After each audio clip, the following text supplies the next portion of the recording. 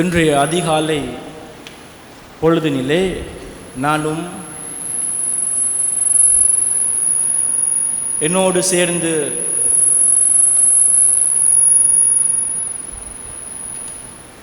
இரண்டு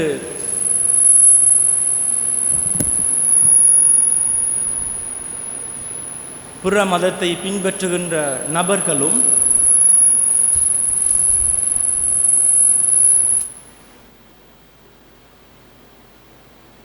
பொருளையில் இருக்கின்ற செமெட்ரியிலே அடக்கம் செய்யப்பட்டிருக்கின்ற அங்கனைக்கு வைக்கப்பட்டிருந்த ஒரு தாயினுடைய உடலை ஆசீர்வதிப்பதற்காக இன்றைய காலையிலே அவர்களோடு சென்றிருந்தேன். அவர்களோடு பயணித்து கொண்டிருந்த பொழுது அவர்களிடம் பகிர்ந்து கொண்டார்கள், நாங்கள் கத்தோலிக்க மதத்தைச் சேர்ந்தவர்கள் அல்ல, எங்களுடைய பரம்பரையிலே யாருமே கிறிஸ்தவ மதத்தை பின்பற்றுவதும் கிடையாது, நாங்கள் ஒரு பௌத்த மதத்தைச் சேர்ந்தவர்கள்.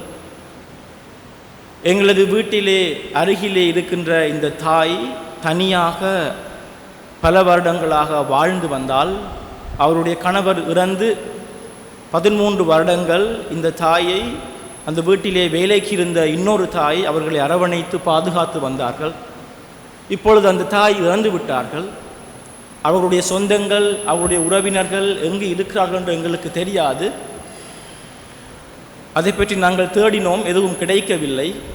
ஆனால் இந்த தாய் வாழ்ந்த பொழுது, அவரது கணவரோடு வாழ்ந்த பொழுது இந்த ஆலயத்திற்கு வருவது எங்களுக்கு தெரிந்திருந்தது. ஆனபடினால தான் நாங்கள் இந்த ஆலயத்திலே நேற்றைய நாள் வந்து உங்களுடைய ஃபாதரிடத்திலே நாங்கள் அனுமதி கேட்டிருந்தோம், இந்த தாயை அவருடைய இறுதி கிரியையை உங்களால் செய்ய முடியுமா என்று. குடும்ப புத்தகம் கேட்கப்பட்டது. அவர்களுக்கு குடும்ப புத்தகம் இருக்கா என்று கூட தெரியவில்லை. ஆனபடியினால் எந்த விதமான தகவலும் இல்லாதபடியினால் நாங்கள் அந்த தாயினுடைய இறுதி ஆசீர்வாதத்திற்காக நான் அந்த இடத்திற்கு சென்றிருந்தேன். அங்கே சென்றிருந்த பொழுது மிச்சம் பேர் இருக்கையில் ஒரு 10 பேர் இருப்பாங்க. அந்த இடத்திலே அந்த தாயினுடைய உடல் அழகாக அலங்கரிக்கப்பட்டு, பூக்களால் அலங்கரிக்கப்பட்டு, அழகிய உடை உடுத்தப்பட்டு அது உடல் அங்கு வைக்கப்பட்டிருந்தது. 2 கைகளையும் கோர்த்தபடி திருச்சிலுவ மாலை, சிவமாலையை அழகாக அந்த உடலை அலங்கரிப்பவர்கள் அலங்கரித்திருந்தார்கள். அந்த தாயை பராமரித்த இன்னொரு தாய் கண்ணீரோடு அந்த தாய்க்கு அருகிலே இருந்தாள். பிரியமான உறவுகளே, இந்த தாயினுடைய உறவுகள் இருக்கிறார்களா இல்லையா, எங்கே இருக்கிறார்கள், வெளிநாட்டில் இருக்கிறார்களா, எதுவுமே எங்களுக்கு தெரியாது. ஆனால் தேவைக்கு அதிகமாக அவர்களுக்கு பணம் இருக்கின்றது, வசதிகள் இருக்கின்றது. ஆனால் இறந்த பிற்பாடு கூட அவர்களோடு கூட நிற்பதற்கு ஒருவர் கூட இருக்கவில்லை. அந்த பௌத்த மதத்தைச் சேர்ந்த அந்த 2 நபர்களும் என்னிடத்தில் சொல்லியிருந்தார்கள், இந்த தாய் இந்த 13 வருடங்களாக கணவரை பிரிந்து தனிமையாக இந்த தாயோடு வாழ்ந்த பொழுது யாருமே இந்த தாய் வந்து பார்ப்பது கிடையாது. பக்கத்திலே இருப்பவர்கள் அதிகாலையிலே எழுந்து அவர்களுக்கு குட் மார்னிங் என்று மட்டும்தான் சொல்லுவார்கள். அதற்கு பிறகு அடுத்த நாள் மறுபடியும் வந்து குட் மார்னிங். ஸோ அந்த தாயினுடைய வாழ்க்கையானது அந்த வீட்டை விட்டு வெளியால் வந்து குட் மார்னிங், அதற்கு பிறகு அந்த வீட்டுக்குள்ளே அந்த தாய் வாழ்ந்து வந்தாள். பிரியமானவர்களே, இந்த அனுபவத்தை நான் ஏன் உங்களோடு பகிர்ந்து கொள்கின்றேன் என்றால், இன்றைய நாளிலே அன்னையாம் திருச்சபை என்னையும் உங்களையும் ஆண்டவருடைய பணியை செய்வதற்கு அழைப்பு விடுக்கின்றது. இன்றைய வருகை பாடலிலே மிக அழகாக பாடப்பட்டிருந்தது, உலகெங்கும் சென்று நற்செய்தியை பறைசாற்றுங்கள். ஆனால் உலகெங்கும் நாங்கள் போவதற்கு முன்பாக நாங்கள் அழைக்கப்பட்ட அந்த நற்செய்தியை நமது குடும்பத்தில் நாங்கள் பறைசாற்ற வேண்டும். நாம் வேலை செய்கின்ற நமது அலுவலகங்களிலே நாங்கள் பறைசாற்ற வேண்டும். நாங்கள் வாழ்கின்ற நமது இல்லத்திலே நாங்கள் பறைசாற்ற வேண்டும். நாங்கள் ஆலயத்துக்கு வருகின்ற நமது ஆலயத்திலே நாங்கள் பறைசாற்ற வேண்டும். இந்த நற்செய்தியை நாங்கள் இந்த இடங்களிலே பறைசாற்றுகின்றோமா? ஒரு கணவராக, மனைவியாக, பிள்ளையாக, மறை பாடசாலை ஆசிரியராக, பங்கிலே பணிபுரிகின்ற ஒரு பணியாளராக, ஒரு பணிக்குருவாக நான் இறைவன் எனக்கு தந்த இந்த நற்செய்தியை பறைசாற்றுகின்றேனா? அது என்ன அந்த நற்செய்தி? 2ஆம் வாசகத்திலே முறைப்பாட்டுசாலை பிள்ளைகளுக்கு ஞாபகம் இருக்கா? இன்றைக்கு வாசிக்கப்பட்ட 2ஆம் வாசகத்திலே பவுல் அடிகளார் 1வது வாக்கியத்திலே மிக தெளிவாக சொல்கின்றார். அது என்ன அந்த வாக்கியம்? கலாத்தியருக்கு எழுதிய திருமுகம் இன்றைய 2ஆம் வாசகத்திலே பவுல் அடிகளாருடைய 1வது வார்த்தை மிக தெளிவான ஒரு வார்த்தை. என்ன அந்த தெளிவு? யாரா சரி கெஸ் பண்ண முடியுமா? யாருக்கா சரி ஞாபகம் இருக்கா? 2ஆம் வாசகத்தில்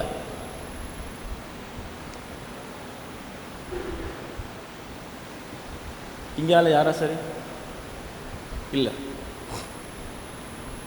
பெரியமானவர்கள் நீங்கள் வீட்டை போனால் இந்த மாஸ் லைவில் போய் கொண்டிருக்கும், அதை எடுத்து பாருங்கள். 2ஆம் வாசகத்திலே பவுல் அடிகளார் கொடுக்கின்ற அந்த வார்த்தை, சகோதர சகோதரிகளே, நானோ நம் ஆண்டவர் இயேசு கிறிஸ்துவின் சிலுவையை அன்றி வேறு எதை பற்றியும் ஒருபோதும் பெருமை பாராட்ட மாட்டேன். சொல்ல முடியுமா மறைப்பாடசாலை பிள்ளைகள்? என்னோட சேர்ந்து சொல்லுங்க. நானோ ஆண்டவர் இயேசு கிறிஸ்துவின் சிலுவையை அன்றி வேறு எதை பற்றியும் ஒருபோதும் பெருமை பாராட்ட மாட்டேன். பிரியமான உறவுகளே, ஆண்டவர் இயேசு கிறிஸ்துவை நாங்கள் பின்பற்றுகின்ற கிறிஸ்தவர்களாக வாழ்கின்ற பொழுது அவர் நமக்கு விடுக்கின்ற இந்த அழைத்தல், இந்த நற்செய்தி பரப்புகின்ற பணி இதுதான். அவருடைய சிலுவையானது வெறுமனே துன்பம் மட்டும் கிடையாது, வெறுமனே பாடுகள் மட்டும் கிடையாது. அது உயிர்ப்பினுடைய அடையாளம், வாழ்வினுடைய அடையாளம், தியாகத்தினுடைய அடையாளம், கிறிஸ்தவத்தினுடைய அடையாளம், மகிழ்ச்சியின் அடையாளம், மீட்பின் அடையாளம். அதைதான் கிறிஸ்து நமக்கு எடுத்து காட்டுகின்றார். அதைதான் கிறிஸ்து வாழ்ந்து காட்டினார். ஏனென்றால் சிலுவையிலே அறையப்பட்டிருக்கின்ற பொழுது கிறிஸ்து என்னையும் உங்களையும் அங்கு நின்று வேடிக்கை பார்த்த மக்களையும் பார்த்து சொல்கின்றார், இதோ உன் தாய். யோவான் நற்செய்தி 1ஆம் அதிகாரம் 1வது வாக்கியம், வாக்கு மனிதரானார், நம்மிடையே குடிகொண்டார். அப்போ இயேசு கிறிஸ்து உயிரோடு வாழ்ந்த இறைவன் தனது இறுதி தருணத்தில் தன்னை வளர்த்து, தன்னை பராமரித்து, தனக்கு அன்பு ஊட்டி, தன்னை பாலூட்டி, தன்னை வளர்த்த தாயை பார்த்து சொல்கிறார், இதோ உன் மகன், இதோ உன் தாய். இறுதி தருணத்தில் கூட அவர் தனது பணியை நமக்கு நேர்மையாக செய்து காட்டினார். ஆனால் இன்றைக்கு எத்தனை கிறிஸ்தவர்கள் நமது தாய் தந்தையரை அவர்களுடைய முதிர்ந்த வயதிலே எங்களால் பார்க்க முடியாது, எங்களுடைய பிள்ளைகளை பார்ப்பதற்கு நேரம் இல்லை, அப்படி இருக்கின்ற பொழுது எப்படி நாங்கள் இவர்களை பார்ப்பது? நாங்கள் வேலைக்கு போகின்றோம், எங்களுடைய வீட்டிலே அறை கிடையாது, எங்களுடைய வீட்டிலே தேவையான பொருட்கள் கிடையாது. ஆனபடினால இந்த வயது முதிர்ந்தவர்களை நாங்கள் எவ்வாறு வீட்டிலே வைத்திருப்பது? எங்களுக்கு இடைஞ்சல் என்று உண்மையான சம்பவம். பிரியமானவர்களே, இன்று எத்தனை கிறிஸ்தவர்கள் நமது தாய் தந்தையர்களை முதிர்ந்த வயதிலே நாங்கள் அனாதி மடங்களுக்கும் ஆதரவற்ற இடங்களுக்கும் நாங்கள் அவர்களை அனுப்பி விடுகின்றோம். இது கட்டுக்கதை அல்ல, இது கற்பனை கதை அல்ல, இது யதார்த்தம். எனக்கும் தெரியும், ஒரு குழந்தையை வளர்க்கின்ற பொழுது அந்த குழந்தையோடு அந்த தாய், அந்த தகப்பன், அந்த உறவினர்கள் 24 மணித்தியாலமும் அந்த குழந்தையோடு இருக்க வேண்டும். ஏனென்றால் அந்த குழந்தை ஒரு பிரஜாயில், அது ஒரு கண்ணாடி போன்றது, உடைந்து விடக்கூடியது. அந்த குழந்தைக்கு நல்லது கெட்டது எதுவுமே தெரியாது. அதே போலதான் வயது முதிர்ந்தவர்களும் அவர்கள் வயது முதிர்ந்த காலத்திலே அவர்களுக்கு துணையாக நாங்கள் தான் இருக்க வேண்டும். ஏனென்றால் இன்றைய சமுதாயம் நாங்கள் மிகவும் அதிகமாக பயணிக்கின்றோம், நேரம் நமக்கு இல்லை, அது உண்மை, அதை நான் ஏற்றுக்கொள்கின்றேன். ஆனால் இருந்தாலும் கிறிஸ்தவர்களாகிய நாம், கிறிஸ்துவை பின்பற்றுகின்ற நாம், அவர் காட்டி சென்ற அந்த வாழ்வை நாங்கள் நமது வாழ்வாக்க வேண்டும், தியாகம் பண்ண வேண்டும். நமது குடும்பத்திலே வயது முதிர்ந்தவர்கள், இயலாதவர்கள், நோயினாலே இருப்பவர்களை நாங்கள் பராமரிப்பது நமது கடமை, அது நமது பணி, அது நமது அழைத்தல்.